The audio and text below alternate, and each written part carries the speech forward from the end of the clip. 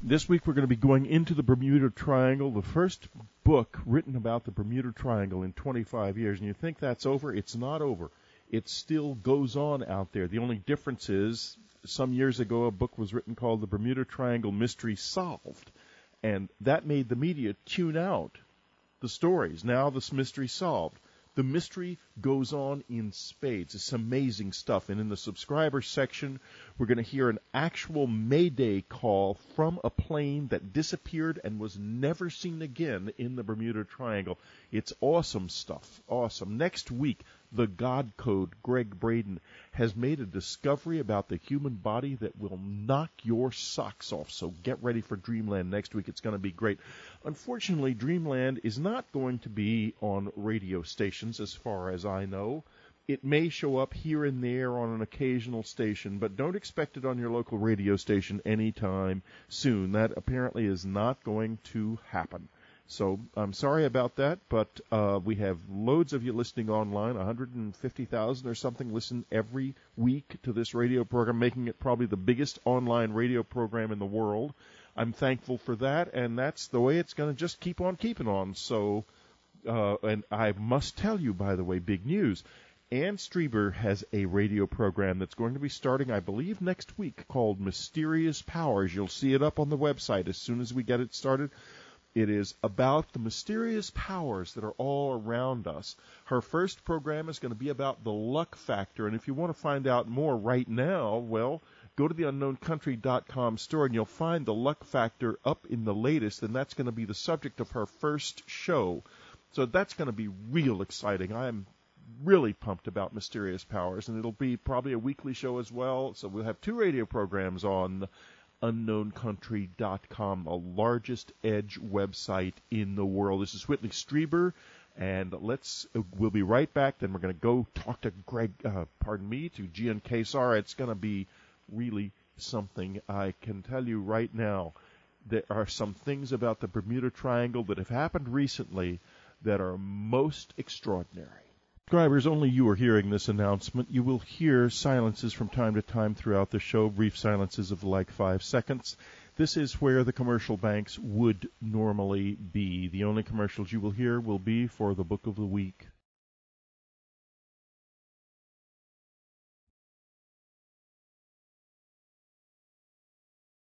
We're going on quite an adventure today into the Bermuda Triangle. You thought the Bermuda Triangle mystery was solved. Think again. A wonderful new book has been written about it by Gian Kesar. It is really, really something. Into the Bermuda Triangle. What a book, Gian. I think it's the best one on the subject I have ever read. How did you get into this? Well, it really is. I was just a mainstream person back in about 1990. You know, you would see these old documentaries on TV dating from the 70s still. And like everybody else, I wondered, is it real? Is it not real? What's the truth about it? And I finally started reading the books, and they were very interesting. But, some claimed that it was solved and it was all bull, and the other side was fighting against that. So I wanted to see if it was true.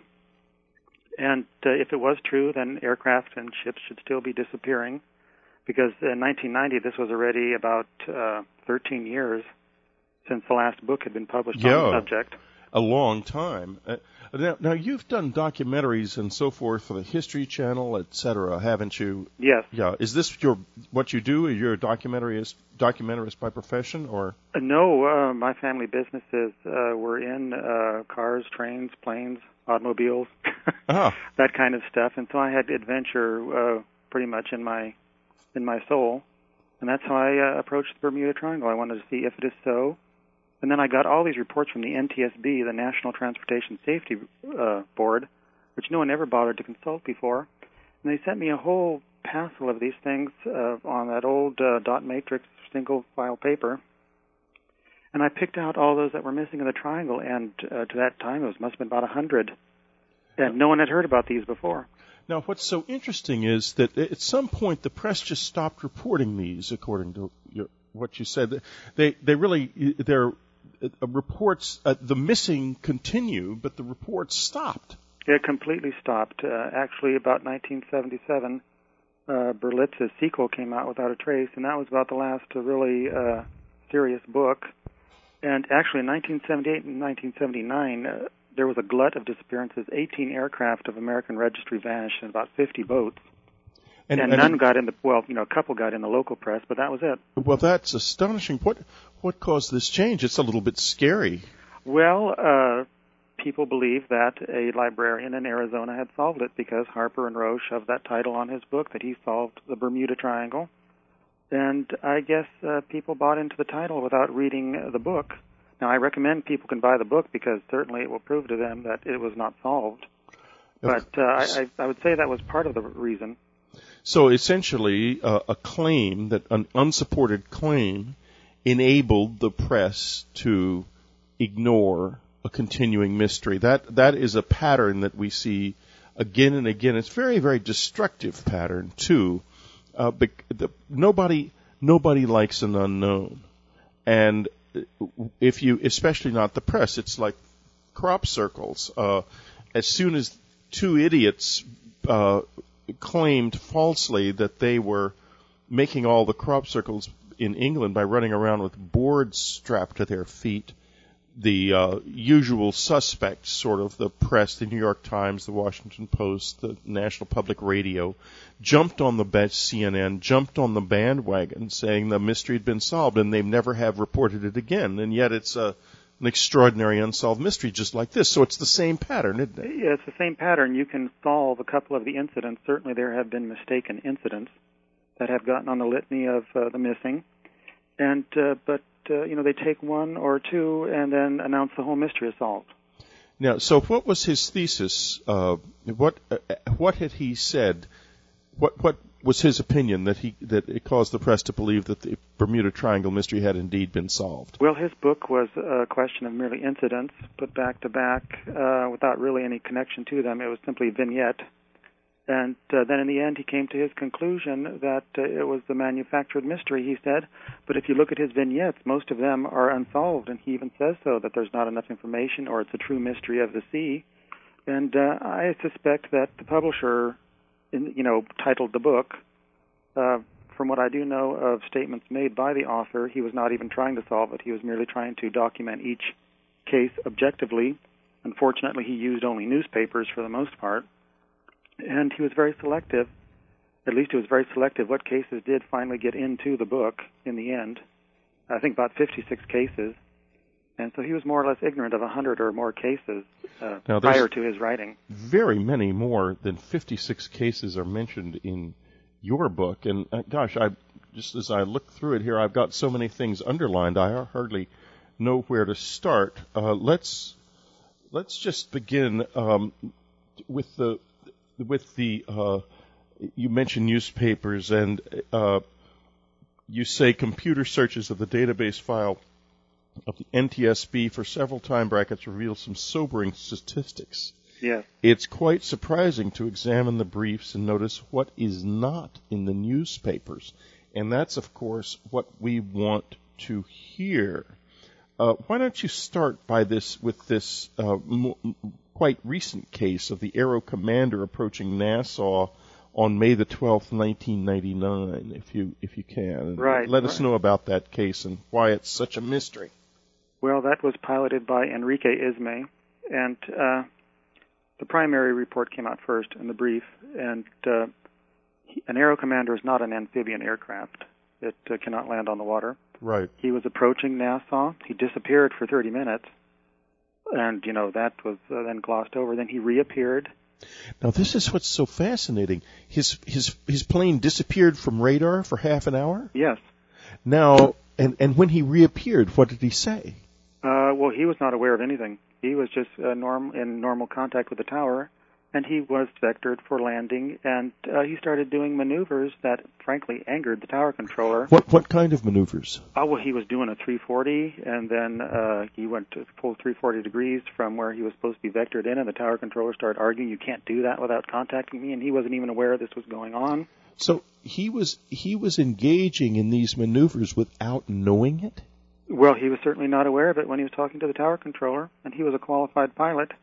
Then his aircraft ascended to 1,200 feet, took another heading and then vanished from the scope. And was never seen again? His aircraft was never seen again. They did find some life jackets, which they believe did come from the airplane, so they don't know really what was going on for the 30 or more minutes before he might have cracked up suddenly. But he was certainly not aware of it. Now, what's interesting is that this almost implies that there was something wrong with him. Not medically. They certainly did check his background. Well, I know, but that something had gone wrong with him during the process of the flight. In other words, he was not in. He didn't notice it, whatever it was. He was engaging in maneuvers that he himself didn't know he was carrying out. Not at all. Yeah. Which would suggest that something was wrong with his perception of the world around him. Exactly. And then later the NTSB did say, well, he didn't disappear from radar. That happens often, that then it's corrected if they can't explain it. But everything does indicate that he did disappear from radar for 30 minutes. That craft went so low that he disappeared from radar, which is really not possible with modern radar. As I said, that craft cannot land on the water. So it would have actually had to land on water in order to disappear from the scope. Certainly for 30 minutes. No one's going to fly 30 minutes, a couple feet above the water, maintain that kind of. No. But this is not a rare incident. This has happened since. I would say it was probably involved in the Gary Purvis case of 2001. The Cherokee 6, yeah. Yes. We've got to take a little break here. This is Whitley Strieber. It's Dreamland. We'll be right back.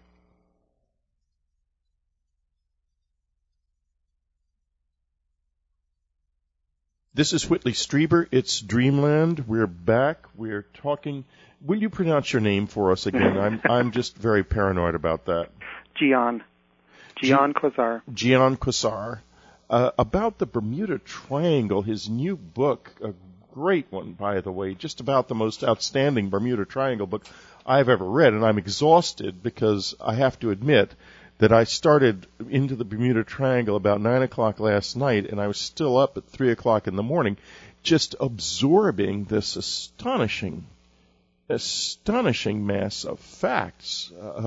Now, tell us about go ahead and let's go on about the case we were just discussing, the Purvis case. The Purvis case. What's interesting is that I think it does verify what has been long reported out there for decades, and that is the electronic fog. And I know people who have experienced this, and they are very reliable people. But in the Purvis case, he was playing radar tag with a Coast Guard aircraft, helping them train because they're always out there training to intercept what could be drug aircraft and so forth. So he's out there over the Florida Keys playing the radar target for the intercept Coast Guard aircraft. And all weather stations, the Marathon Key weather station is close by, reporting visibility at 12 miles distance. So it's fairly good weather and so forth. And so the communication is just fine the whole time. And suddenly Purvis reports, I'm IMC, which means I'm in instrument meteorological conditions. He cannot see the horizon, and he has to go just look at his instruments. He cannot see anything. So usually when you're IMC, you're suddenly in a fog. You cannot see outside the window. And yet weather was perfectly fine, but he suddenly reports that after it's perfectly fine weather, he suddenly reports, I'm IMC, I'm instrument meteorological conditions, and a few minutes later, he's gone. They can't raise any contact with him. The Coast Guard reports it was fine. The aircraft that it was fine weather. Marathon, as I said, reports visibility was 12 miles. There were no fog banks or anything like that. And yet Purvis reports that, and suddenly he's gone. Now, in his case, he did not disappear. He did crash, and they found debris. But by what he said, he did give us an indication of what might have happened, and that is what other pilots have reported, that suddenly a fog grips their aircraft, or it can grip a boat, and you are not flying through this. This is not a fog bank. It flies with you. And that is something extremely different. Well, yeah, because if it goes with you, you really are in trouble. It grips the aircraft. Basically, if you could see this going on, you might see this puff of cotton, flying through the air. if you could see it, and that's all it would be. It is not a real fog. It is condensation, electromagnetic fog of some kind that is actually just around the aircraft.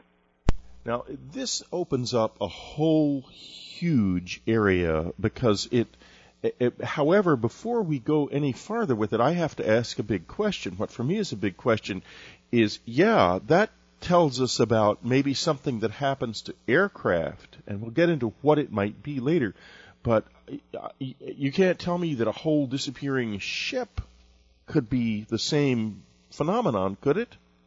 Of the electronic fog? Yeah.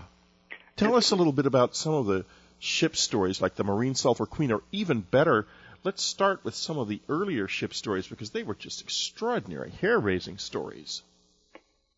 Probably the earliest one that really is documented very well as a disappearance would be the USS Cyclops, which was a 512-foot-long U.S. Navy collier. Mm-hmm. 309 people on board, crew and passengers of the Navy, including the U.S. consul at Rio de Janeiro, Alfred Gottschalk, and this was 1918, March 1918. And so they were in pretty friendly waters. Their last voyage was from Rio de Janeiro up to Baltimore, Maryland. And the vessel put in at Barbados, March 3, unexpectedly. The captain requested more supplies, more coal, more everything. And the next day he sailed with a huge ship and all those people, and he was never seen again. No trace of the vessel was officially ever recorded, no debris, no individual was ever rescued, no bodies, nothing. And there was a massive search. Some claim there was no search at all because it was wartime. That's absolutely not true. There was a massive search for that vessel and the 309 men who were aboard. 309 people just disappeared. Yes, in fair weather. It was not storm. Again, debunkers claimed it was in a storm off the Virginia Capes, and that was actually in Cush's book, and they did not even bother to give the actual ETA of the boat, of the ship. Mm-hmm. And this foul weather was not really a storm. It was some rough weather. It was, I think, 2 or 3 days ahead of before the Cyclops was even due off the area, and by that time she was already gone. She probably disappeared near the Bahamas, right in the heart of the triangle. And no effort ever really to look for the ship there? Well, of course, it's actually a huge area. I mean... Yeah. Well, the surface vessels were looking everywhere, but there was no attempt to really do something like we would do today, go out there with sonar. They didn't even have that then. Right. Of course, we could still do that. Yes, I think we could. That's actually something I would be interested in. I'll bet you would. Boy, I would too. What a wonderful adventure it would be to be on a ship searching for that. And that gets me to, and let's just sort of range around here. I want to get to, was it an earlier case? I guess it must have been, of a ship that was found abandoned. They put a prize crew on it, and then Yes. Tell us about that. That actually comes from Commander Gould, Rupert T. Gould, who was a British naval commander, retired, and he started writing about mysteries of the sea and so forth, and the Stargazer Talks, Oddities and Enigmas, was written by him. And it's the story of the Ellen Austin, which was also debunked inaccurately, and I actually went to Lloyd's of London, and found the vessel did exist. The New York Marine Society actually had the dimensions and everything, and what kind of oak it was built out of. The debunker said there's no proof the boat even existed. Well, it actually did, and it was sailing possibly at the time from London to New York, taking the southern route, so it would be going just above Bermuda in those days, by the way a sailing vessel traveled. They cited an unnamed vessel officially. It might have been the Orion, and it was a derelict vessel, so the captain of the Ellen Austin put a prize crew aboard, and therefore claiming all salvage. Right. And the two vessels sailed in tandem toward their destination. They were separated for a couple of days by a squall, and when the vessel was once again sighted by the Ellen Austin, it was derelict. Again. The prize crew had disappeared. That is one story. The other story is that the vessel itself just completely vanished. And the Ellen Austin did exist. It was sold that very year, 1881, to a German company and renamed, and then it wrecked in 1883. But it was her last voyage under Captain A.J. Griffin is when it is believed to have happened, and it was an incredibly long voyage for going from London to New York, so something quite unusual happened. And it's almost as if there was something on the ship. Well, that people have suggested that because many of the derelicts, there's been quite a few derelicts, actually. We'll find out more in just a second. This is Whitley Strieber. It's Dreamland. We'll be right back.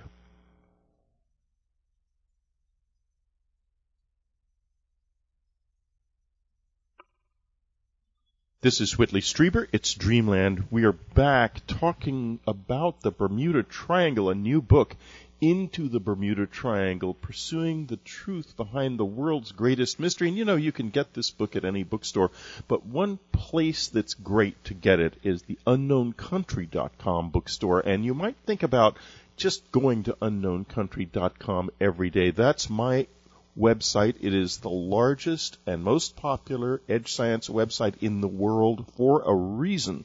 The reason is credible news of the edge every day. Find out what's really strange and what's just bunk. It's a fascinating journey. And click on that store tab and get into the Bermuda Triangle, Gian Quasar's really remarkable book, the best Bermuda Triangle book ever written. This is a guy who has gone to Lloyd's of London to seek out the truth about these stories, who has gone to the National Transportation Safety Board reports. He doesn't just read newspaper stories and rehash them. This is a man who goes and does it on the scene research, the kind of research that gets to the truth. And what a truth. Gian, it's just awesome. Thank you. Yeah, I mean, I'll be honest with you. Now, we have to talk about your description of the flight that disappeared right toward the end of World War II. The famous flight, is it Flight 19? Yes, that would be Flight 19. Flight 19 is an extremely good description. I think really was the best description of Flight 19 I've ever come across. So that's my current book right now. I'm on chapter 5 of that book. You're working on and just a whole book about Flight 19. Well, tell us a little bit about the truth and some of the lies about Flight 19. Tell us first what happened. The truth about Flight 19, just the basic facts, is that it was a training flight, a routine training flight over the Bahamas out of Naval Air Station Fort Lauderdale, which is about 20 miles north of Miami. It was a basic training triangle, which means the 5 aircraft, one would be the instructors, the other 4 would be piloted by the student pilots, would head out, find their landmark, another pilot would take over. Each student would lead a leg of the flight, so the other pilot would then lead to the next landmark. They would head north, cross Grand Bahama, find their next landmark, turn southwest, and be back at Fort Lauderdale, 120 miles away. So it was just a very basic routine training triangle, and they had all flown the same area before. These were experienced pilots. They were being trained in overwater advanced navigation, which is a different thing.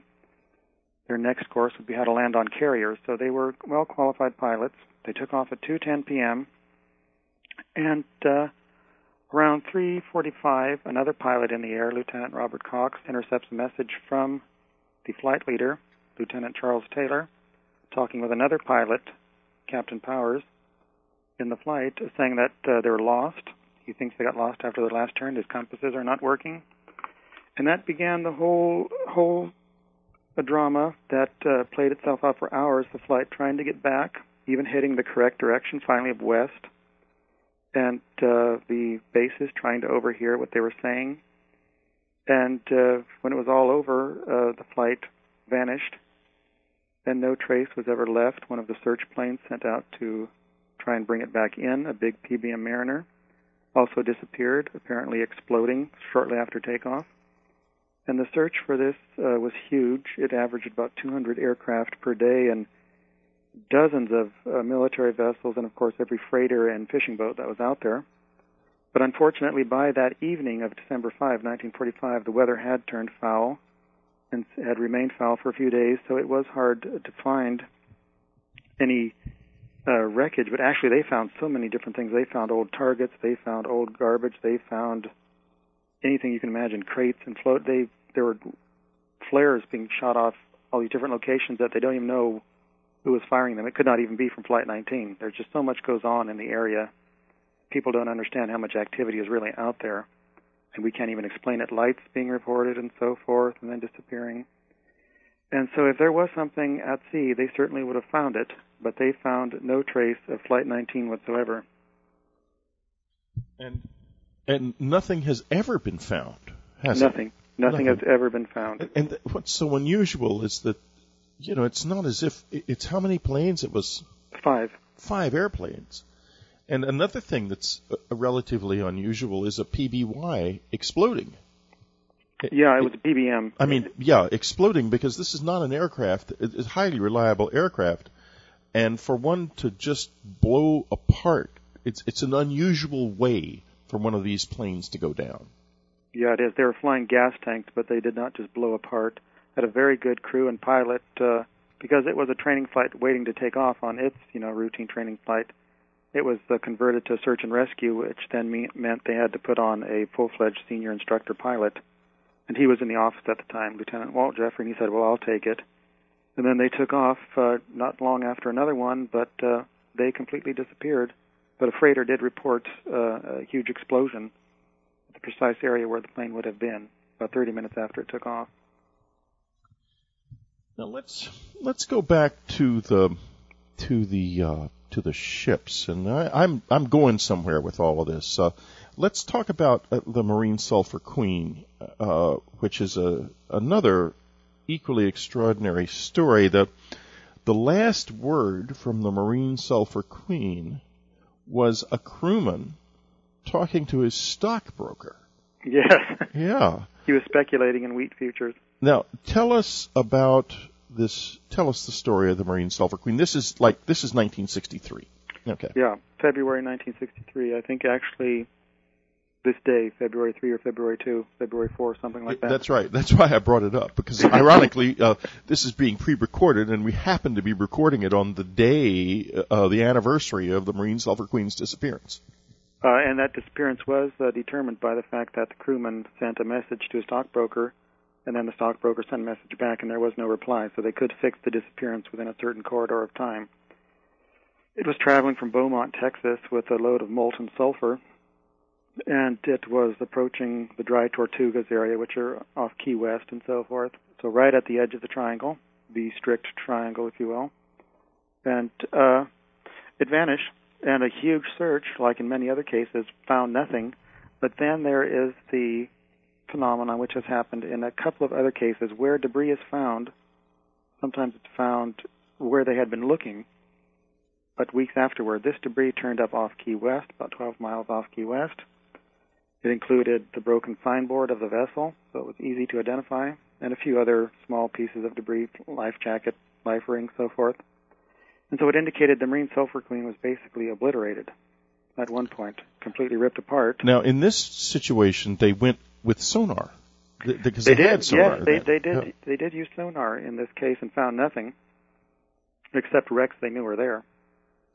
And what's interesting is this was not a small vessel. No, it was 504 feet. 504 feet long, and they didn't find a trace of it on sonar. No. It was an old T2 tanker body type. And there was no report of an explosion? How far offshore would it have been when it disappeared? It's hard to estimate that. The wind did pick up, and the sea got a little choppy, so all boats do reduce speed to take the troughs more slowly. But it was certainly within an area where there were 42 other vessels traveling. The Coast Guard was overflying a huge number of vessels. That's very busy, of course. That's the Gulf Stream. And so there would have been plenty of ships around to have seen or heard an explosion. That's just so strange, so very strange. Now let's begin to talk about this. Interestingly enough, the Bermuda Triangle isn't the only sea on Earth that has this sort of story associated with it. There's another one, a couple of others, but there's one primary one. Why don't you tell us a little bit about that? It's referred to as the Devil's Sea, Dragons triangle, if you like. It's off Japan. It does share one thing with the triangle, and that is it's exactly on the opposite side of the Earth, longitudinally speaking. And a lot of stuff disappears off there like the triangle. Right now, there's more bigger stuff disappearing than in the triangle. There's big freighters, the Honghai Sanyo, the Al Kashim, and so forth in the last decade. Derelict vessels will be found as well. A fishing vessel was found derelict in the last decade, Japanese fishing vessel. And the planes will report sometimes the same phenomena of compasses going crazy and erratic and so forth. And I've looked in old records of our aircraft traveling in the area after the war and so forth, military flights. And a lot will disappear in that area as well. You don't get all the little aircraft because a lot of people aren't flying little aircraft out there as much as in the triangle. So you get the bigger transports and so forth that do disappear. So its location is very interesting. We're going to take a little break in just a second, but when we come back, we're going to shift gears a little bit, and because there are those who have lived to tell. This is Whitley Strieber. It's Dreamland. We'll be right back.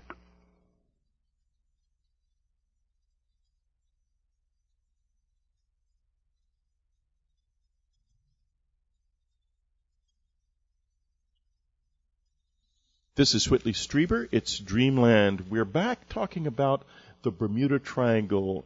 Gian Kesar's new book, Into the Bermuda Triangle, Pursuing the Truth Behind the World's Greatest Mystery. Get it from the unknowncountry.com bookstore. The really extraordinary stuff.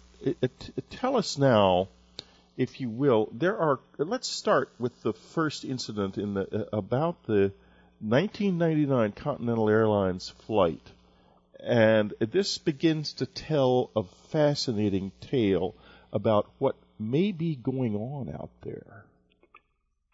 That was one of the unexplained turbulence encounters. Exactly. And the witness recounts, and there are taken actually from the NTSB report. National Transportation Safety Board does have to report on anything where there is injury. And so this aircraft was flying out in the triangle and suddenly encountered unexplained turbulence, not clear air turbulence, which is something we do know, but unexplained turbulence in areas where there should not have been, and the people were literally bounced around. The stewardess, I believe, was thrown up to the ceiling and back down, then thrown up again and back down. And her testimony is in there, what happened. And these were immense pulses that hit the aircraft and caused it to lose an awful lot of altitude. It is not a unique event. I record several that have happened in there in very unusual circumstances. There's weather radar, of course, today. Yeah, are these circumstances that would rule out clear air turbulence, the phenomenon known as clear air turbulence? As we understand it, clear air turbulence strikes in certain predictable areas now along the jet stream where the speed of the stream is bouncing along the heavier air that is not moving as quickly. Just like the banks of a river, where the quick stream is bouncing along the edge of the bank and you see little turbulence, little whirlpools. That's basically what clear air turbulence is. It can also be before an advancing storm because the great mass of the storm is pushing the air forward, and you'll hit all this chop like troughs in the sea. Right. But there's weather radar and on all these aircraft, and they reported no circumstances. In fact, the pilot, I think, said that in one of the testimony there, that had there been any kind of, forewarning, they would have been sent the message. There were no visual clues to an adverse ride. Both radars were on when the aircraft was hit. Yeah, I believe the co-pilot was saying that, yes. Yeah, the first officer. And that's happened on a number of occasions. Some aircraft have lost an enormous amount of altitude, like they were basically just going to hit the ocean if they had not recovered. This aircraft would have, if the pilot was not quick enough to recover. And so you would have had unexplained crashes then of huge jumbos and hundreds of people on board. This has happened quite a few times. If you browse the NTSB website, actually their database, you'll see it's happened in a couple other places of the world, but that's it. Most of the incidents happen in the Triangle. Now, which is fascinating, and it really rules out clear air turbulence. Now, tell about the Flight 2009, the American Airlines flight, which is a remarkable story because of the history involved. Which one was that? Okay, this is I had so many that I know you had. It's amazing. There are so many. Well, this is the one where the incident occurred where two C-133. Oh, right. Absolutely. I was from Philadelphia to San Juan, Puerto Rico. Yeah, that's a very fascinating one because it does indicate what might have happened to those aircraft before that were in 1962 and 63. This, however, was very recent. And it hit, it was almost an exact air intersection where those aircraft disappeared. And it hit, again, huge turbulence, I should say pulses or chops, in which the aircraft dropped and rose precipitously. And that was right where huge C-133 cargo masters vanished in the 1960s. And these were the largest aircraft ever built in the U.S. Air Force. You could drive a couple of semi-trucks into their bellies, and they would haul off 50,000 tons of equipment. They carried almost 90,000 gallons of fuel.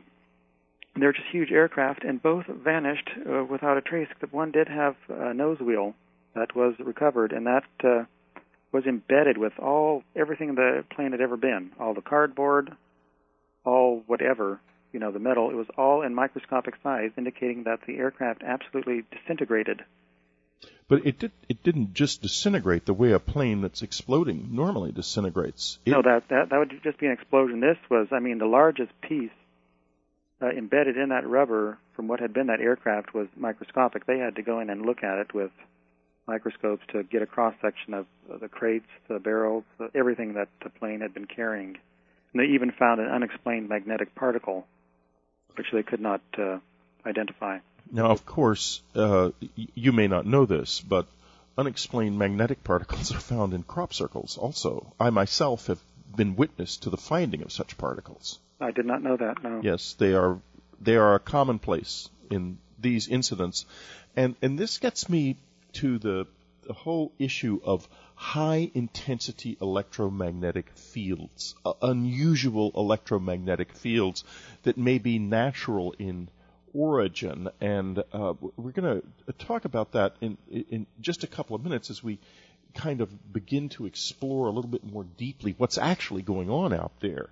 But when we get back, we're going to take off here for a couple of minutes, and one of the things I'd like to talk about very much is the case of the ship, the Good News, where the master of the ship actually experienced this fog and lived through it. This is Whitley Strieber. It's Dreamland. In a couple of minutes, we're going to be back with one of the most unusual sea stories you've ever heard. We'll be right back.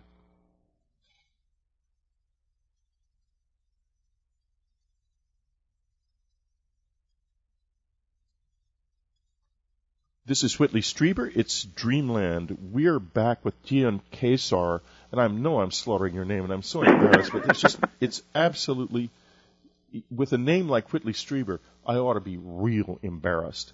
His book, anyway, is Into the Bermuda Triangle, Pursuing the Truth Behind the World's Greatest Mystery, just about the best book ever written on the Bermuda Triangle, and a book very neat. It's been a long time since anyone wrote about this, and here the I's are dotted, the T's are crossed, and it is hair-raisingly fascinating. You think that the Bermuda Triangle mystery ended?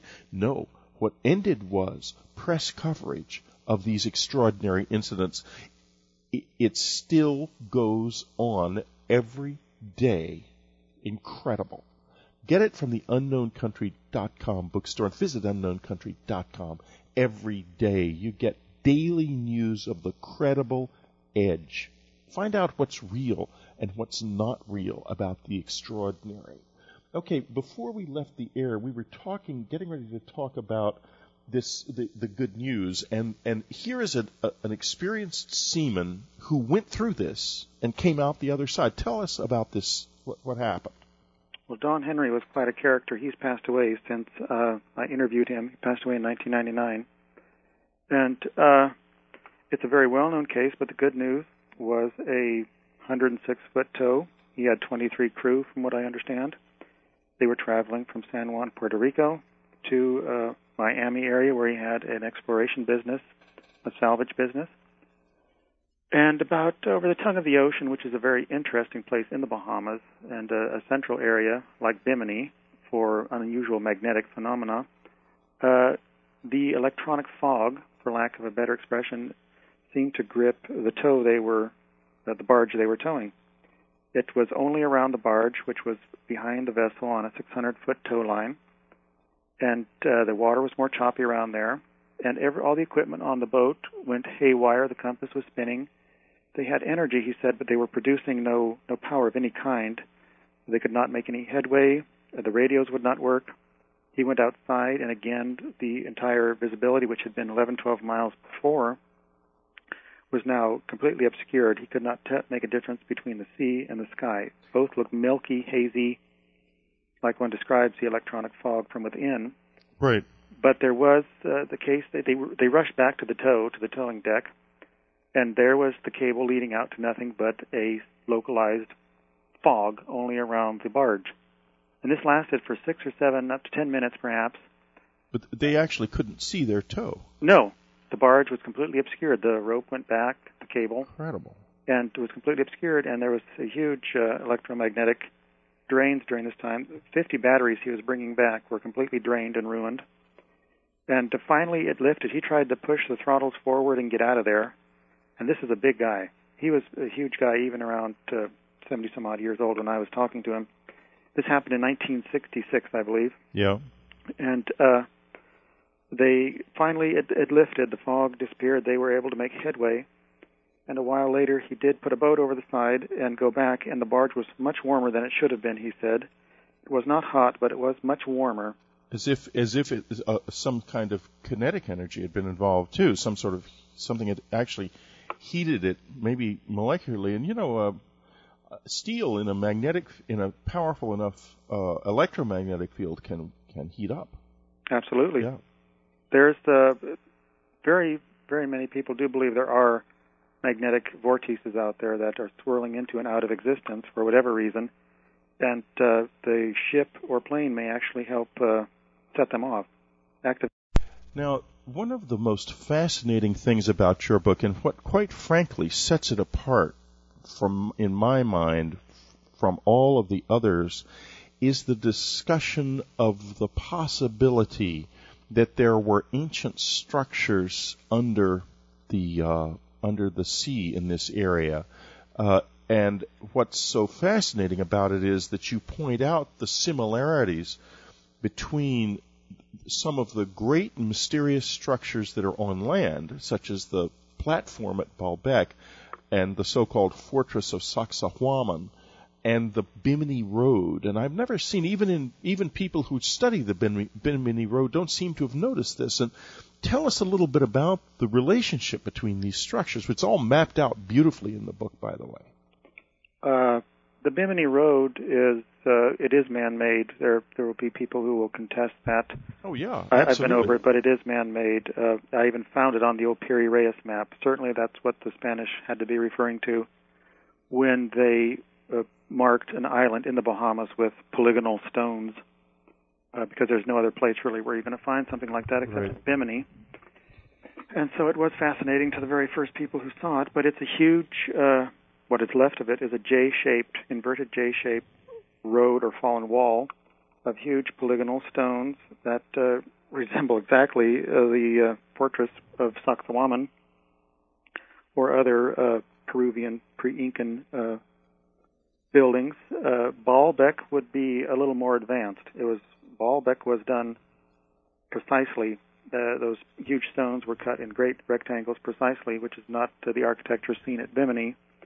But great stones were heaped upon the Baalbek stones that do exactly resemble Bimini. They're polygonal. They were all, many sides to them and chiseled to fit like a piece of a puzzle. And so you get an idea of how ancient the Baalbek stones could be.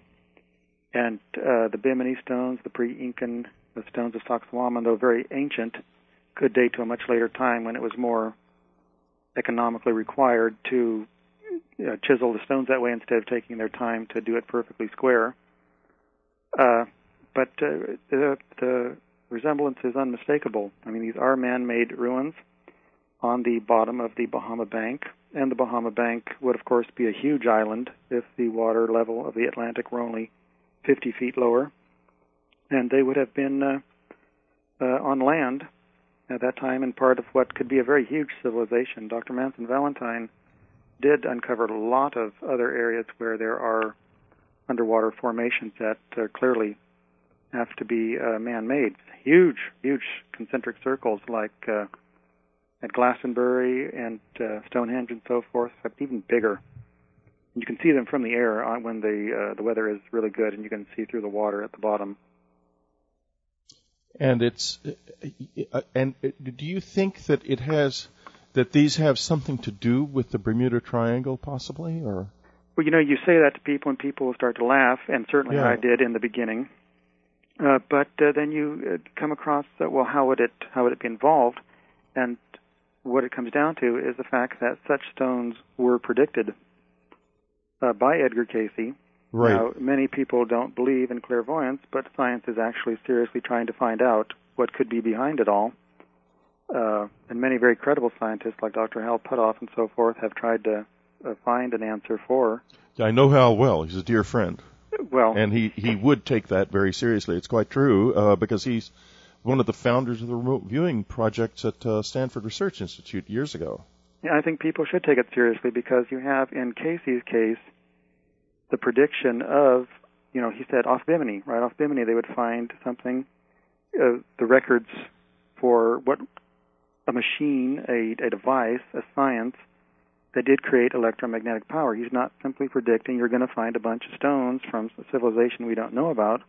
You're going to find records, in whatever form he might have implied, for the great electromagnetic power sources of this civilization he equated with our legends of Atlantis. And when we get back, we're gonna find out exactly what those power sources were and what the problem, according to Edgar Cayce, was, and how it fascinatingly relates to the new stuff. This is Whitley Strieber. It's Dreamland. We'll be right back.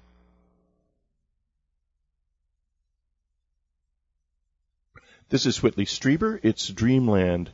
We're back. We're talking about Into the Bermuda Triangle, pursuing the truth behind the world's greatest mystery, quite probably the most fascinating book ever written on the Bermuda Triangle.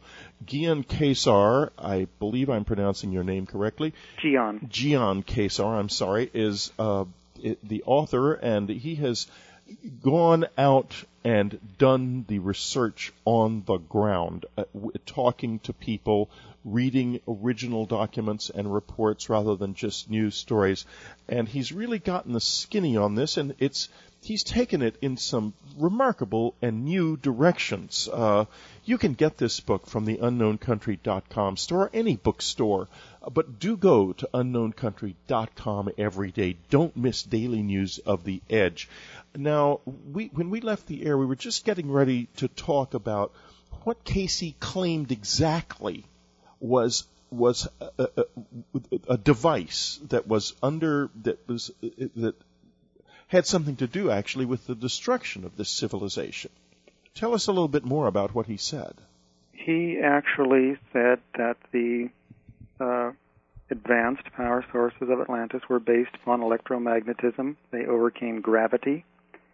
He described, as best he could, he was not a scientist, but he described what he saw, and he described it, and people have interpreted it as being lasers and masers and so forth. But as we advance more, it's coming closer and closer to sounding like descriptions of harnessing zero-point energy, right, which is the latest fad. But it was abuse of these systems, of this electromagnetic energy, which was based upon basically air, if you want to.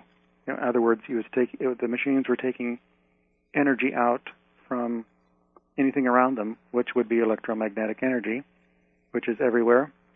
And it was the abuse of these which caused huge catastrophes and inundations and destructions, and sent them to the bottom, or they were destroyed or abandoned on land and slowly succumbed to the rising ocean levels.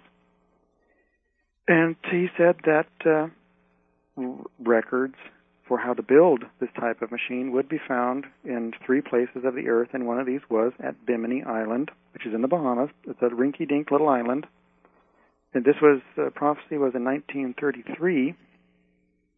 And who heard of Bimini back then? Well, right. I mean, but it existed. I mean, fishermen knew about it. Yeah. Well, he might have known about it. I mean, that's a non-trivial sort of possibility, but nevertheless, he may have known about Bimini, but it's quite a bit different from knowing about the Bimini Road, for example. Right, the Bimini stones, to say that there were man-made, that there would be ruins, that part of this would be found in 1968.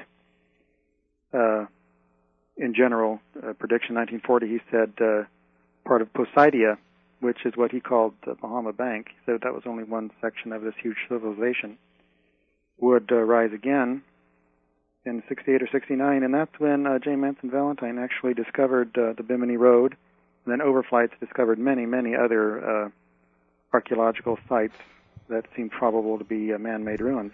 Now, tell us about these areas of foamy water that appear there, that you've even got some pictures of in the book. Well, the white waters of the Bahamas, they are extremely fascinating. They're quite beautiful. Pictures don't do them credit, but they are an unknown venting of some kind of phosphorescent gas from the bottom of the shallow Bahama banks. The Bahama banks are very shallow, and they come up and waft like little wisps of clouds that you'll see, or an airplane's vapor trail on the surface with the tide, with the current. And they have a sulfur and lithium component, I'm told. There's some similar elements used actually in making thermonuclear bombs. But it's a venting from the seabed of a phosphorescent gas which has gone unexplained. And has anyone ever tried to explain it? I only know of one pilot who's landed on it and took a sample of the water, and that's when they determined it had lithium and sulfur and so forth. If anybody has tried to explain it, I've never heard of it. That's really interesting. Now, there were a few cases that you mentioned specifically of planes where they were describing seeing objects in front of the planes, and there's some documents about a phantom jet encounter and crash that seemed to indicate, a heavily classified, that the jet had hit something and crashed. Or something hit it. Or something hit it. Tell us about those stories. So, first about the pilot off Puerto Rico who reported seeing the object in front of his plane. So first, that would be Jose Maldonado. Right. And his passenger was Jose Pagan. The owner of the aircraft was Jose Pagan's father, who was a lieutenant in the Aero Police of Puerto Rico. This was a small aircraft. It was heading from the Dominican Republic to San Juan International, about 35 miles off Puerto Rico. It was 8 o'clock. The date was June 28, 1980. Iberia Flight 967 intercepts an unusual mayday where it's a panicking voice saying that there was a strange object in his course. It was causing him to make course changes. He was trying to avoid it. He kept signaling Mayday, Mayday. Iberia told him to go ahead. And he was describing what was a weird object. That's his exact words. And Air to Ground was recording him. At the same time, I do have a copy of the FAA tape. And the passenger, actually, if you have a very clear recording, you can hear the passenger saying, look, look, at the thing. And what it came down to is that there was some weird object at dusk attempting to interfere with his flight from getting to the coast. He disappeared off radar then, while 35 miles off Puerto Rico. A few moments later, an object reappeared on the course, tracking in a different direction. It remained for, a couple of minutes. There was no mayday. There was no communication being sent. And then the object disappeared from the scope. There was no trace of the aircraft that was ever found. There was no ELT signal, which is an automatic alarm which will signal at impact.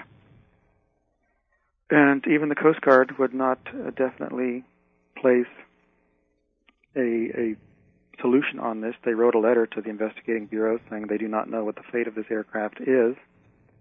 And the FAA had the tape, of course. I have a copy.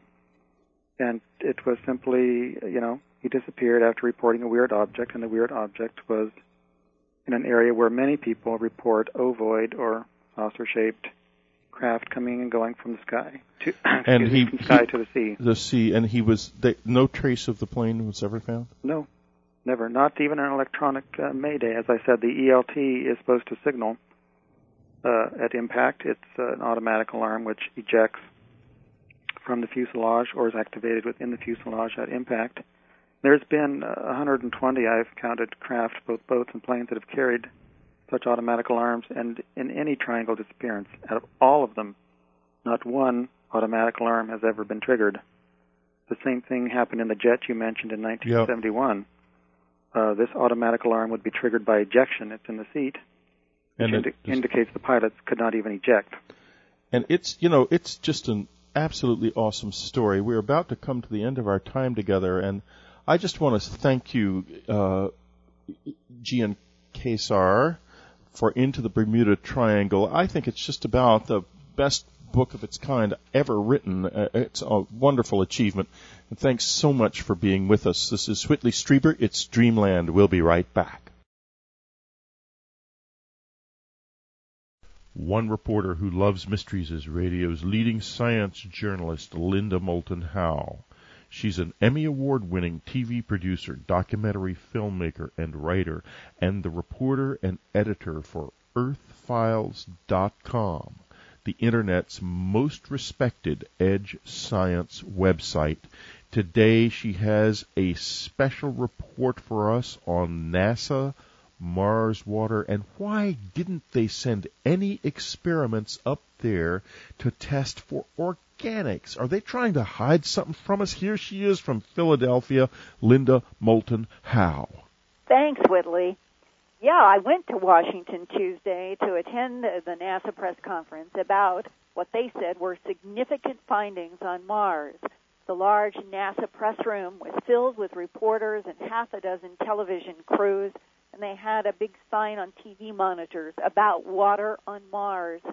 Ed Weiler, Associate Administrator for the Office of Space Science at NASA headquarters, opened the press conference by saying, "You are about to hear that opportunity has landed in an area of Mars where liquid water once drenched the surface. Moreover, this area would have been a good, habitable environment for some period of time." Habitable means maybe life like Earth. Finding solid geological evidence that liquid water had once flowed or pooled in lakes on Mars has been a major goal of the Opportunity and Spirit rover missions. Steve Squires, professor of astronomy at Cornell University and principal investigator of the Mars rover mission, described the water evidence in the bedrock at the Opportunity landing site. Were these rocks acted upon? Were they altered by liquid water? And the answer to that, we believe definitively, is yes. We have 4 different pieces of evidence that have led us to that conclusion, and I will go through them in order. The first one has to do with these little spherical objects, a few millimeters in size. We've been calling them spherules. Actually, within the team, we've nicknamed them blueberries, because if you look at them, they, like blueberries in a muffin, are embedded in this rock and weathering out of it. They're little, tough, round things inside the rock. We've looked at 3 different ideas for what they might be. Initially, we thought they might be what geologists call lapilli. Lapilli are essentially little volcanic hailstones that form when you have an eruption of volcanic ash and it coagulate and fall out. That was one possibility. Another possibility was that these were droplets of volcanic glass, or droplets formed by an impact. If you have a very energetic event that sprays liquid rock up into the air and it freezes and falls out, you can make little round objects that way. We've looked at these things very carefully now. We have looked at them with our color camera. We have looked at lots of them with our microscope. We have sliced through them and looked at them in cross-section. We've looked at their shapes, the way that they're related to the rock around them. And as John will describe in more detail, all those clues together have led us to the conclusion that these are probably what geologists call concretions. Concretions form when there's liquid water in a rock, it's got stuff dissolved in it, and then it begins to precipitate out. It begins to solidify from solution. And as it does so, it grows around a nucleation point, and as a cementing agent, it starts to fill in the pores in the rock, and it grows to make a small spherical object. We believe that these are what we are seeing here. If so, it's pointing towards water. That's the first piece of evidence. Second piece of evidence is that when we looked at this rock close up, we found out that in some places it is shot through with some very weird-looking holes. Again, John will show you the pictures in more detail. These holes are not round. They're tabular in shape. Where they intersect the surface, they are long and thin. They're typically maybe a centimeter long, maybe a millimeter or two wide. They're shot all through the rock at all kinds of crazy angles. It's as if a bunch of objects sort of the size and shape of pennies were once embedded in the rock and then went away. Now, the best way we have of explaining this, these are actually familiar forms from certain kinds of rocks on Earth. What happens is when crystals grow within rocks, if you have water in solution and crystals precipitate from that, if the crystals are tabular, if they're flat in form, as they grow, either by pushing the rock aside or simply by replacing the rock that's there, you can get these little tabular crystals within the rock, and then either the water's chemistry changes and they dissolve away, or they're eroded away and you leave little tabular holes, these tabular voids behind. And so these things we think are probably the molds of crystals that were once there that were precipitated in water. The next piece of evidence that we have comes from our alpha particle X-ray spectrometer, and that's an instrument that measures how much of each chemical element is found in this rock. And what we found when we first looked at this rock is that it looked like it had an awful lot of sulfur in it, way more sulfur than has ever been found in any Martian rock. And when we first did this, we looked at the outside of the rock. And when you look at the outside of the rock with this instrument, you can't be certain what you're seeing. You might be seeing a coating on the outside because the instrument can't see very deep into the rock. But we brought with us a grinding tool, a device called the RAT, the rock abrasion tool, and it can grind away, and we've used it to grind away 2, 3, 4 millimeters from the outer surface of this rock, and then we put our instrument in there, and we found even more sulfur. We found an enormous quantity of sulfur in this rock, too much to explain by any other mechanism, we believe, than this rock being full of sulfate salt. And we'll talk in more detail about it. Ben Clark will be talking about that, but that's a telltale sign, we believe, of liquid water. Our infrared spectrometer, our miniature thermal emission spectrometer, Minitest, has looked at this rock and has also found evidence of sulfate salt. And then I think perhaps most compellingly of all, once we put that rat hole in the rock, we looked at it with our Mossbauer spectrometer. The Mossbauer spectrometer is an instrument that measures what minerals are present. And in those Mossbauer data, we found compelling evidence for a mineral called jarosite. This is a piece of jarosite here. It's an iron sulfate hydrate. This is a pretty unusual mineral. This is a piece of it that I got from a member of our team named Dick Morris at Johnson Space Center. It's fairly rare. It is found on Earth.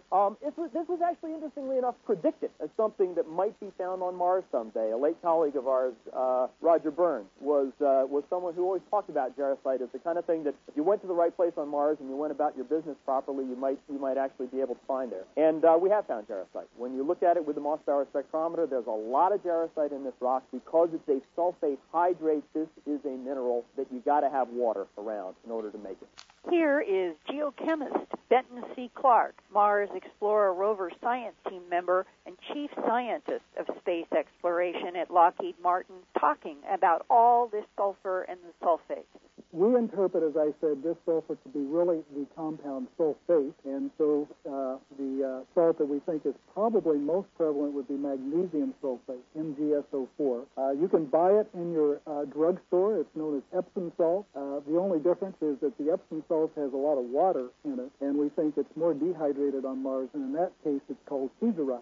Caesarite is named after Dr. Caesar, who happens to be from Germany, which is one of the classic places in the world where Caesarite occurs. So it's very relevant that a German instrument helped discover this presence here on Mars. Now, Caesarite plus the chloride from the chlorine that we saw add up to a salt concentration that may be as high in the Guadalupe occurrence of 40% of the outcrop. This is an astounding amount of salt. This no longer can be considered to be just simply a volcanic construct of some kind. And so we have a salt and we have some kind of soil or maybe ground up rock mixture with that. The only way you can form such large concentrations of salt on Earth normally is to dissolve it in water and have the water evaporate. If you were to find outcrops full of sulfur and sulfates like this on Earth, what are the odds that you would find evidence of life in either fossil form or even alive in this kind of salty rock?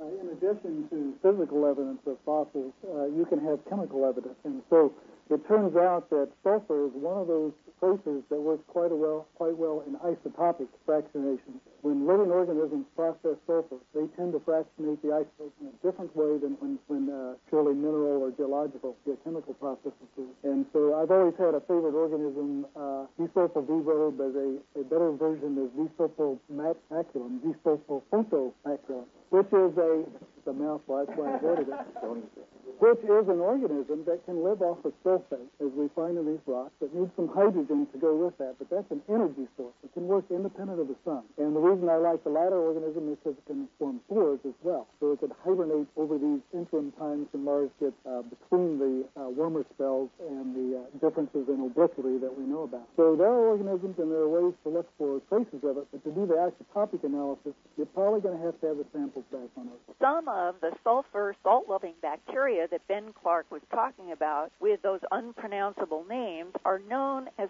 halophiles. In a paper written about halophiles by researchers at the University of Massachusetts, they write, quote, preliminary studies have suggested that this microbial activity occurs in some deep-sea hypersaline basins, which means very salty, and viable microorganisms can be recoverable from brine inclusions in ancient salt deposits that are over 100 million years old, unquote. On Earth, there are even fossils of organisms 3.5 billion years old that resemble modern microbes in salty seas. What is amazing is to look at images of salt-loving microbes on Earth and compare them to the unidentified filaments near some of the spherules in one of the Opportunity microscope images. They look very similar, but nothing has yet been proved and might never be until humans can walk on Mars and collect samples firsthand. But it is fascinating to compare the images. And if you go to my website, www.earthfiles.com, and click at the top of the headlines page on this report about the high sulfur content, there are photograph comparisons between the filaments on Mars and the filamentous bacteria on Earth that thrive on sulfate salt. Unfortunately, the Spirit and Opportunity rovers on Mars do not have any equipment to test for organics. They are only focused on geology. I talked about that problem with John Grotzinger, professor of geology at the Massachusetts Institute of Technology and one of the team leaders on the Mars rover missions. After this break, we'll hear his perspective about searching for inorganics versus organics and the controversy about moisture or no moisture in the Martian soil at the landing site. This is Linda Moulton Howe, reporter and editor of EarthFiles.com, reporting for Dreamland Online. And this is Whitley Strieber. It's Dreamland. We'll be right back with more Linda Moulton Howe. The work of Linda Moulton Howe, the amazing work of Linda Moulton Howe, the world's greatest reporter of edge news and edge topics. She has got a website, earthfiles.com. Go there frequently. You will never forget what you find on earthfiles.com. The best website, the best reporting of its kind in the world. Linda Moulton Howe, earthfiles.com. Don't miss a single day. This is Whitley Strieber. It's Dreamland. We're back with Linda Moulton Howe.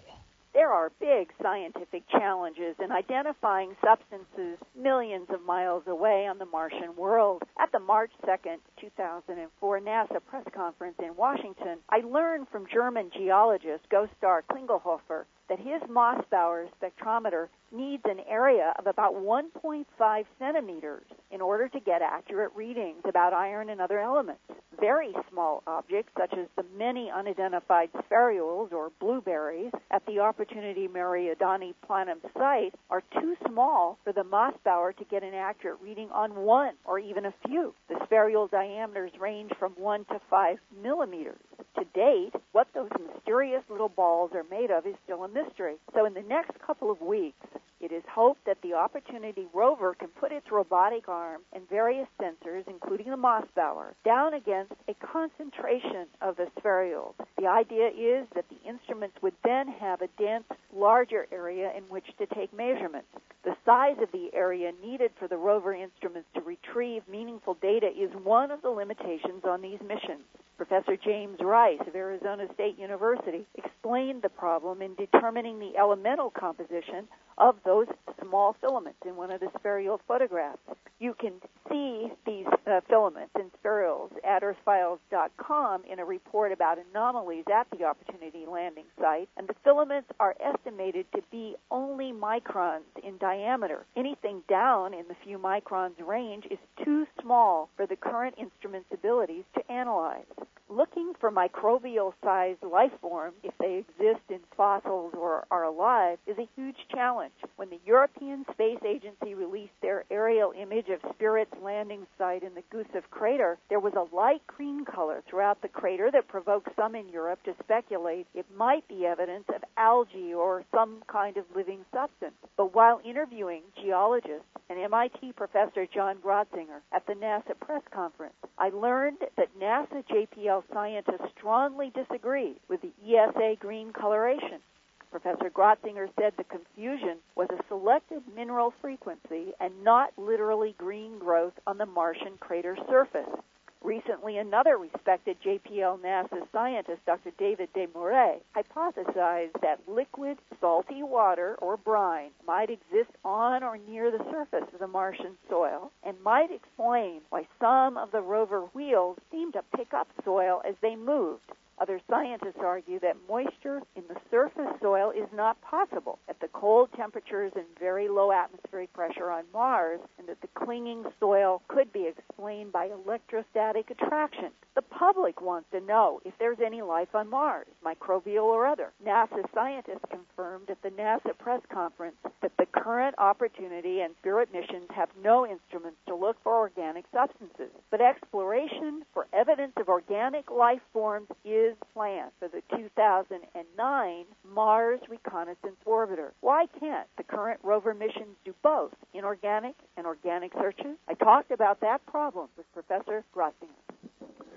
This mission is set up not to look for organics, but to look for other indirect signs of the presence of water.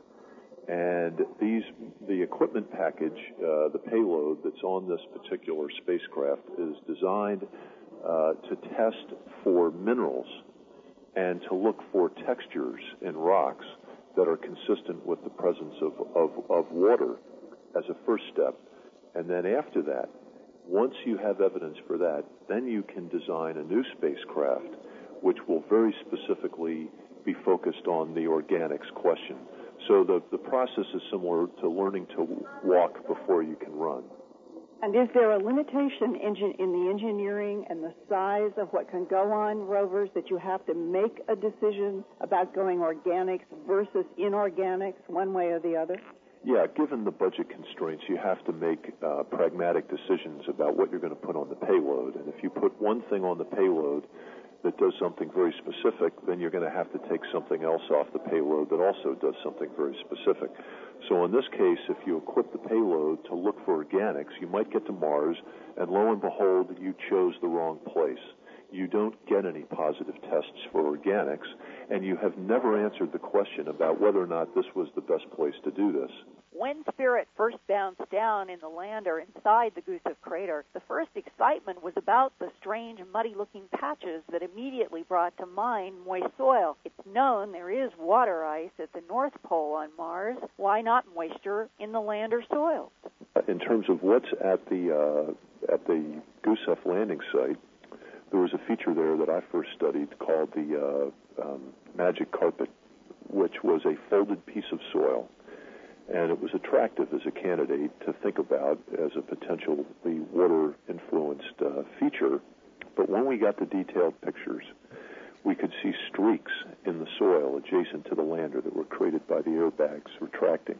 And we wondered if those streaks weren't the result of water that was either an artifact of the airbags degassing some liquid or partial melting of some ice that was immediately beneath the soil at the lander. But when we got the most detailed images, it was very easy to understand these tracks as a result of grains, larger particles, pieces of rock being dragged and plowing their way through the soil where the soil was dry. Now, there are soils, and some types of soils adhere together with what we call electrostatic attractions, relatively strong forces that keep the particles from pulling apart. And if you pull another larger rock through the soil, it will make drag marks that can be reminiscent of water but don't have to be water. And so when we looked at all the evidence, it was most consistent with a fine and dry sediment that was behaving in response to some of these electrostatic forces. I think it was Dr. Desmarais who was raising a question about the soil sticking to the rover's tracks, wheels, suggesting the possibility that there might be even salty water or moisture. It's possible that there could be brines beneath there and in the soils. The question is, what is the evidence that would allow you to distinguish that from other processes like electrostatic attractions in which sediment would stick to the wheels? So it's what Dave Desmarais is talking about is not impossible. It's just hard to verify. As a scientist, how would you make a determination about whether or not the soil clinging to the wheels of the rovers were caused because there was some kind of moisture, maybe even briny moisture, or the electrostatic hypothesis? You'd have to go there and collect a piece of the sample and analyze it to see if it was wet. So there really is no way on these missions to know? I think with the instruments that we have, you can formulate a hypothesis like that. It's not possible to test it. So there could be moisture, but you wouldn't be able to tell. I don't think that there has to be any moisture there. You could explain all of it in an alternative way involving electrostatic forces between the particles. But if there was some moisture, you would not be able to confirm it on this current mission. I think it would be hard to distinguish between the two with the instrument packages that we have. We're not set up to look for things that would confirm that tiny, tiny, tiny trace quantities of moisture might be present in the soils. We can't rule it out, but we can't do much with that option either. We're looking for something bigger than that. We know that there's ice. We know that there's water on the surface of Mars today. That's not the question. The question is to decide whether or not there was water once on ancient Mars and whether or not that water was abundant in quantity, way beyond the levels we're talking about in the soil, on a permanent basis that could potentially have given rise to life on Mars. And where did all that water go? It probably went down into the subsurface and also to form the ice caps. If there is known water ice at the poles on Mars, why is NASA looking for geological evidence of ancient water in rocks at the equator? Well, one of the things I've also learned is about the battery problems of having rovers working. If they try to go into the poles where it's colder, more difficult terrain, more unknown odds, they'd also have the problem of light, and they need to have the rovers run as long as possible, so that's why they have gone to these near-equator positions of Spirit and Opportunity. And secondly, if the British Beagle 2 had survived, nobody knows where it is, it was going to specifically look for organics. And that means there would have been 3 rovers, 1 looking for organics, and 2, the ones we're talking about, Spirit and Opportunity, looking for water evidence in the rock. This is Linda Howe reporting for Dreamland Online. And Whitley, I think this is such an exciting time because if there is water, admittedly, in some parts of Mars, we know on Earth that even in Antarctica, there are a lot of microbes associated with ice there. You know what it suggests to me? It suggests to me that billions of years ago, before there was any life at all on this planet, the sun was much hotter. And it may be that life evolved on Mars. The sun cooled down and is still cooling down, and the next planet life arrived on was Earth, and the future of our solar system is Venus. Or we're going to get to Mars with the ability to build contained biospheres because at the equator it's at least somewhat workable in that regard. And if I think it's by May, we should know or start getting the first evidence. The European Space Agency is going to start up in a month from now its deep penetrating radar, and they are going to have the ability to look for specifically water as an H2O liquid molecule and water as ice down through the surface of Mars around the entire planet, and they're going to be able to look down 5 kilometers. That is almost 2-something miles.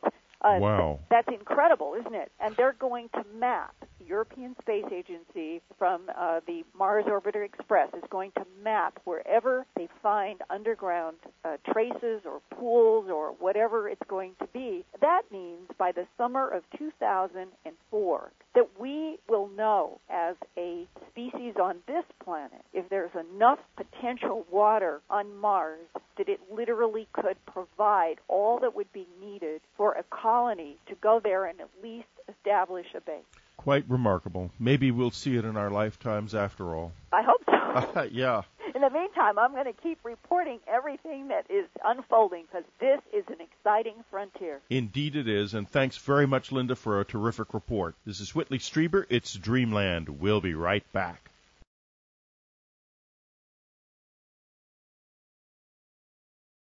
This is Whitley Strieber. It's Dreamland. We're back, and next week we are going to have something really quite unusual. Greg Braden will be back with us. The author of Awakening to Zero Point has got a new book out called The God Code.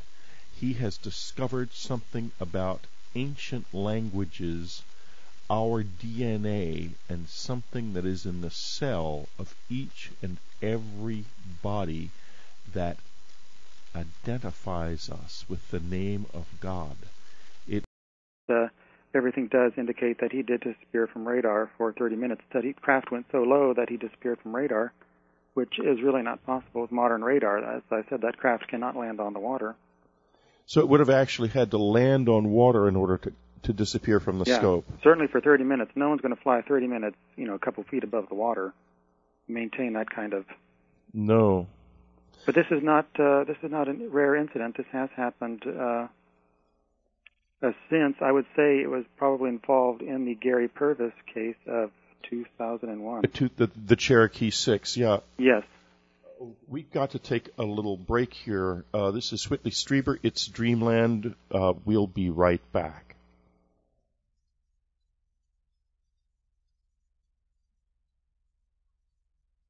This is Whitley Strieber. It's Dreamland. We're back. We're talking. Will you pronounce your name for us again? I'm just very paranoid about that. Gian Quasar. Gian Quasar. About the Bermuda Triangle, his new book, a great one, by the way, just about the most outstanding Bermuda Triangle book I've ever read, and I'm exhausted because I have to admit that I started into the Bermuda Triangle about 9 o'clock last night, and I was still up at 3 o'clock in the morning, just absorbing this astonishing mass of facts. Now, tell us about go ahead and let's go on about the case we were just discussing, the Purvis case. The Purvis case. What's interesting is that I think it does verify what has been long reported out there for decades, and that is the electronic fog. And I know people who have experienced this, and they are very reliable people. But in the Purvis case, he was playing radar tag with a Coast Guard aircraft, helping them train because they're always out there training to intercept what could be drug aircraft and so forth. So he's out there over the Florida Keys playing the radar target for the intercept Coast Guard aircraft. And all weather stations, the Marathon Key weather station is close by, reporting visibility at 12 miles distance. So it's fairly good weather and so forth. And so the communication is just fine the whole time. And suddenly Purvis reports, I'm IMC, which means I'm in instrument meteorological conditions. He cannot see the horizon, and he has to go just look at his instruments. He cannot see anything. So usually when you're IMC, you're suddenly in a fog. You cannot see outside. Right. Quite an adventure today into the Bermuda Triangle. You thought the Bermuda Triangle mystery was solved. Think again, a wonderful new book has been written about it by Gian Kesar.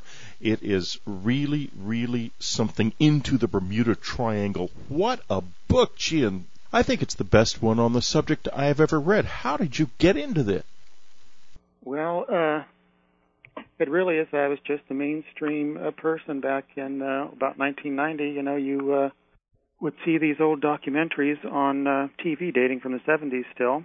And like everybody else, I wondered, is it real? Is it not real? What's the truth about it? And I finally started reading the books, and they were very interesting. But, some claimed that it was solved and it was all bull, and the other side was fighting against that. So I wanted to see if it was true. And if it was true, then aircraft and ships should still be disappearing, because in 1990, this was already about 13 years since the last book had been published on the subject. A long time. Now, you've done documentaries and so forth for the History Channel, etc., haven't you? Yes. Yeah. Is this what you do? You're a documentarist by profession, or? No, my family businesses were in cars, trains, planes, automobiles, that kind of stuff. And so I had adventure pretty much in my soul, and that's how I approached the Bermuda Triangle. I wanted to see if it is so. And then I got all these reports from the NTSB, the National Transportation Safety Board, which no one ever bothered to consult before. And they sent me a whole passel of these things on that old dot matrix single file paper. And I picked out all those that were missing in the triangle, and to that time it must have been about 100. And no one had heard about these before. Now, what's so interesting is that at some point the press just stopped reporting these, according to what you said. Their reports, the missing continue, but the reports stopped. It completely stopped. Actually, about 1977, Berlitz's sequel came out, Without a Trace, and that was about the last really serious book. And actually, in 1978 and 1979, there was a glut of disappearances. 18 aircraft of American registry vanished, and about 50 boats. And none got in a couple got in the local press, but that was it. Well, that's astonishing. What caused this change? It's a little bit scary.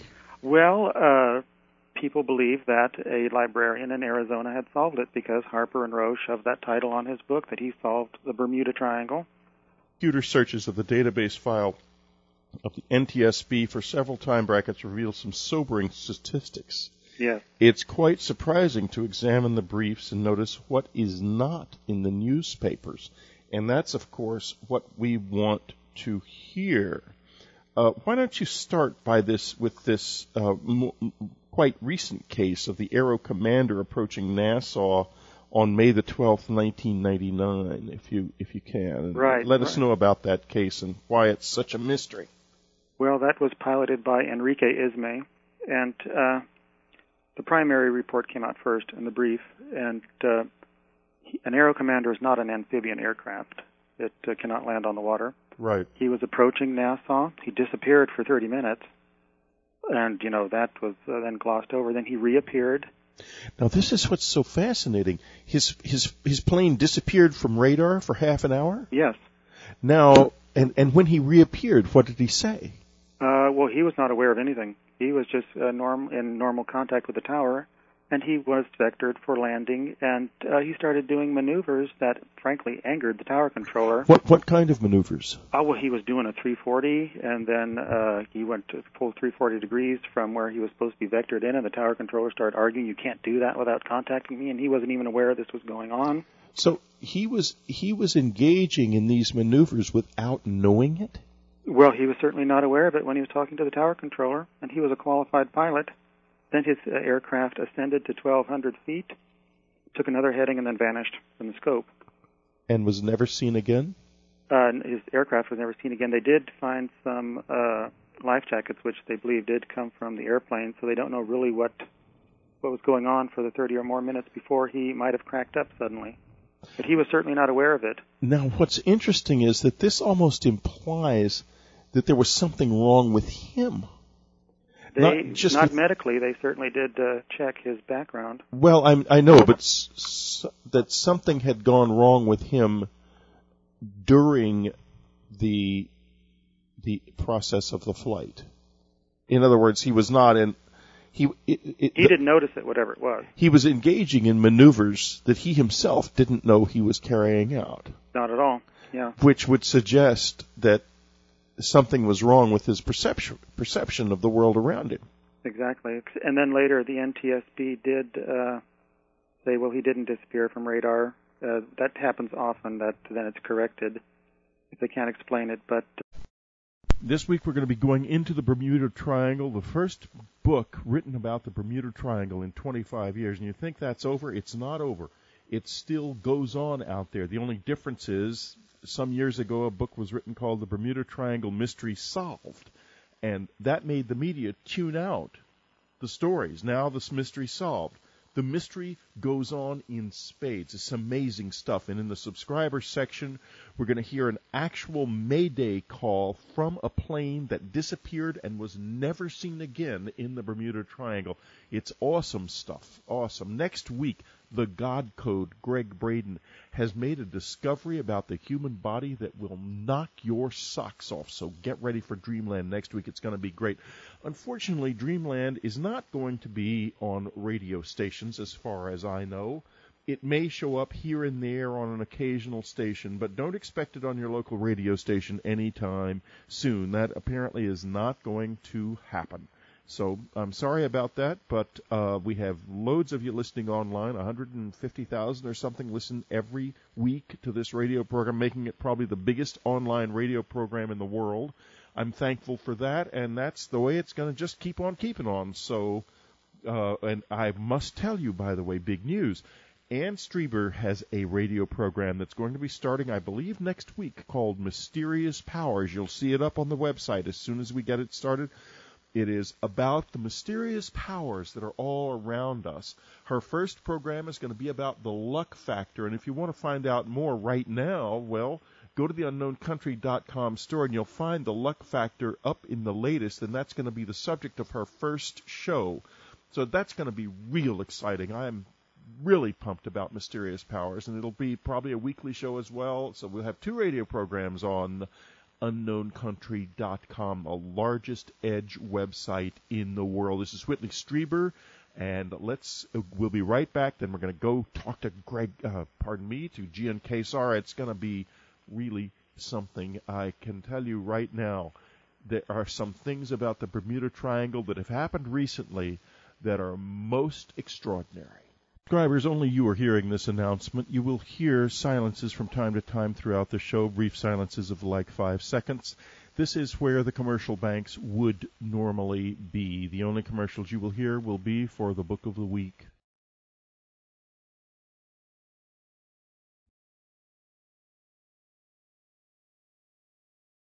We're going on. And I guess people bought into the title without reading the book.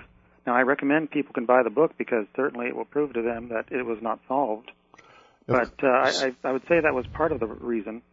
So essentially, a claim, an unsupported claim, enabled the press to ignore a continuing mystery. That is a pattern that we see again and again. It's a very, very destructive pattern, too. Nobody likes an unknown. And if you, especially not the press, it's like crop circles. As soon as 2 idiots claimed falsely that they were making all the crop circles in England by running around with boards strapped to their feet, the usual suspects, sort of the press, the New York Times, the Washington Post, the National Public Radio, jumped on the CNN, jumped on the bandwagon saying the mystery had been solved, and they never have reported it again. And yet it's an extraordinary unsolved mystery just like this. So it's the same pattern, isn't it? Yeah, it's the same pattern. You can solve a couple of the incidents. Certainly there have been mistaken incidents that have gotten on the litany of the missing. And but they take 1 or 2 and then announce the whole mystery is solved. Now, so what was his thesis? What had he said? What was his opinion that it caused the press to believe that the Bermuda Triangle mystery had indeed been solved? Well, his book was a question of merely incidents put back to back without really any connection to them. It was simply vignette And then in the end, he came to his conclusion that it was the manufactured mystery, he said. But if you look at his vignettes, most of them are unsolved, and he even says so, that there's not enough information, or it's a true mystery of the sea. And I suspect that the publisher, titled the book. From what I do know of statements made by the author, he was not even trying to solve it. He was merely trying to document each case objectively. Unfortunately, he used only newspapers for the most part. And he was very selective. At least he was very selective what cases did finally get into the book in the end. I think about 56 cases. And so he was more or less ignorant of 100 or more cases prior to his writing. Very many more than 56 cases are mentioned in your book. And gosh, just as I look through it here, I've got so many things underlined, I hardly know where to start. Let's just begin with the you mentioned newspapers, and you say